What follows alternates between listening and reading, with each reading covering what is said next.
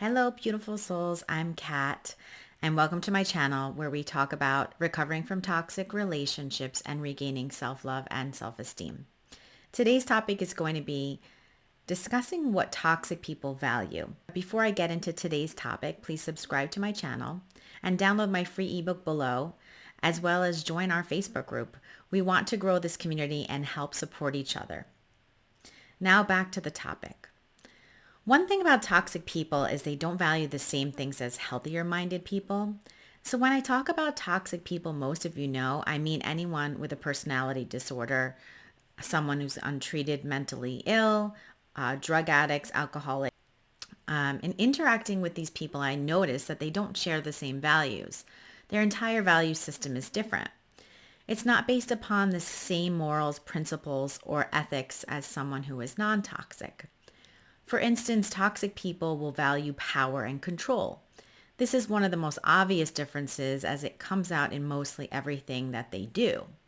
They believe that if they are in control of a situation, they're winning and their ego feels boosted. It may not even be real, but could even be just an illusion of power because power is relative and metaphysical in a way. There's a perception there.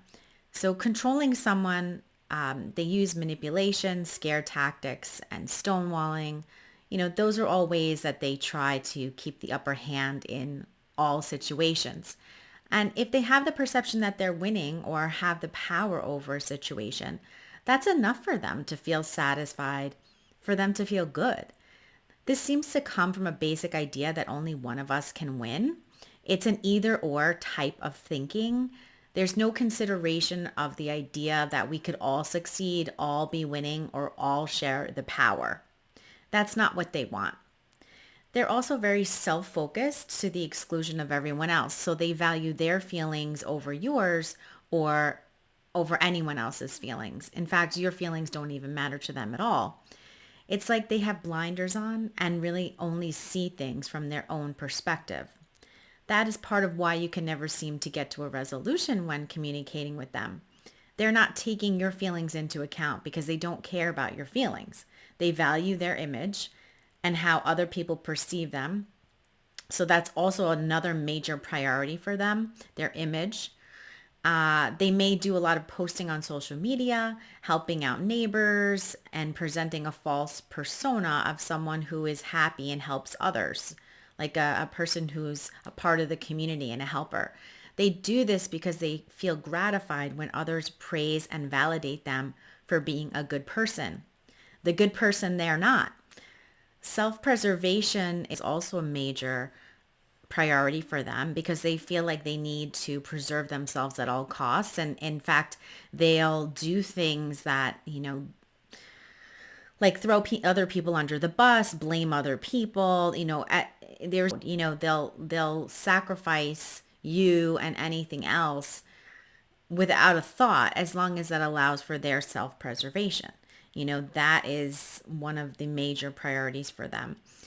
And also money, material things. They often value money and material things above relationships, whereas you'll find like someone who's non-toxic may value relationships and people more than they value money and material things.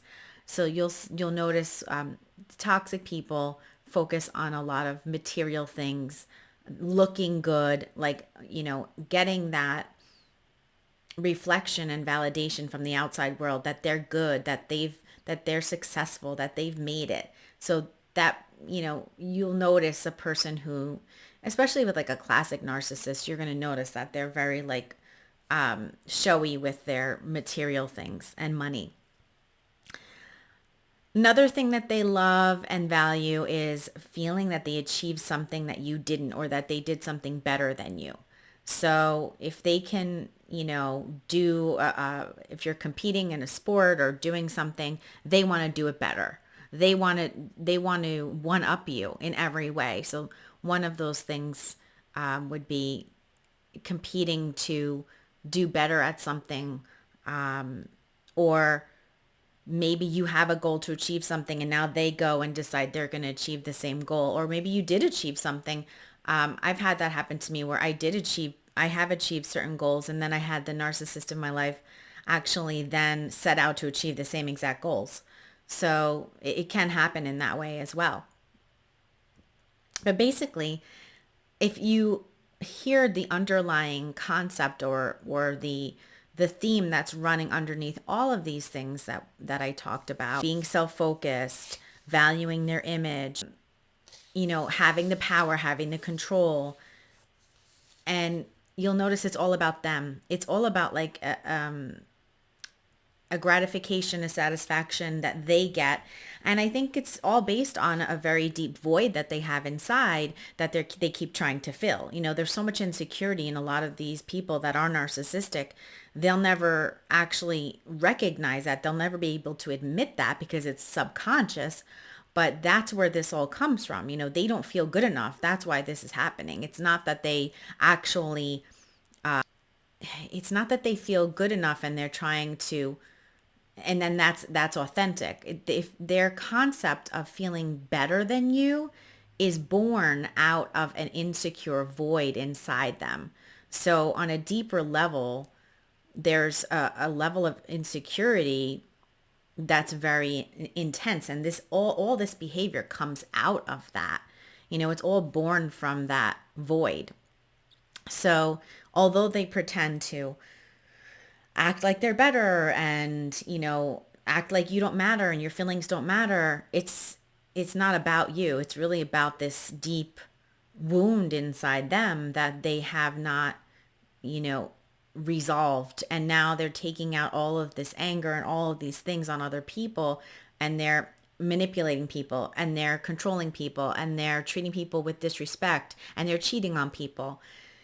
And all this is coming because they keep trying to fill the void and to feel like they're good enough inside, but they don't actually know that. And that's where everything is hazy and gets crazy because they don't ever have that kind of self-awareness. They don't think anything's wrong with them. They think that this is just, fine. Their value system is that doing these things like cheating, disrespecting, manipulating, silent treatment, they think that's okay. And unfortunately, it's not, because those things hurt people very badly. And I've been there, and I sympathize with all of you who have been there as well. But they just don't see that necessarily. They make justifications for themselves. Like, toxic people love to justify what they're doing and make it okay and make excuses for having cheated on you because, you weren't giving them what they needed or something. Like, I've heard that before so many times. It's like a classic, right? There's or the one about, like, if you check their phone and then they're like, how could I ever trust you again? But you checked their phone and you found out that they were cheating, and now they're like, how could I ever trust you again? Because you checked my phone. Like, it's so funny. That's like a classic I've also read online. And it's true. They'll come up with anything to make sure they're not to blame because they don't value accountability. So if I could now go into more about what non-toxic people value, that would be loyalty. That would be integrity. That would be a good moral code, ethics, fairness, respect, faithfulness, and, accountability is big. You'll notice, like, you can kind of weed out these toxic people a lot of the times if you look to see if they take accountability. If someone doesn't take accountability, that's a huge red flag just to start out with. It's a huge character flaw. It means like something's up, like if they're not like disordered or mentally ill, there's still something then like morally wrong with them if they can't take accountability.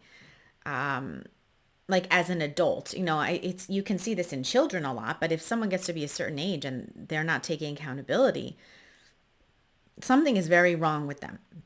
So you need to then say, okay, this person doesn't value the same things. And that's what happens when a toxic person is with a non-toxic person. Like, you don't share the same values. So you can't make a relationship work because you don't share the same values. So you're always going to have like a mismatch, and there's always going to be, a problem because you're not on the same page. You might value relationships and people. This person values money and material things over people and their feelings.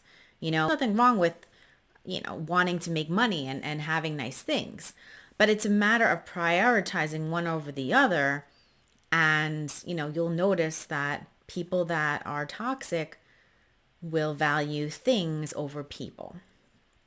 So I hope that this helped you today to kind of think a little bit about the differences in your value system from like a toxic person's perspective and your perspective, and see that there's a clash, and it was never really going to work, because if you don't have the same values, you cannot have a successful relationship with anyone, or a successful friendship either. So again, put your comments below. I'd love to hear your stories and any feedback that you have about this topic. And I'll see you next time.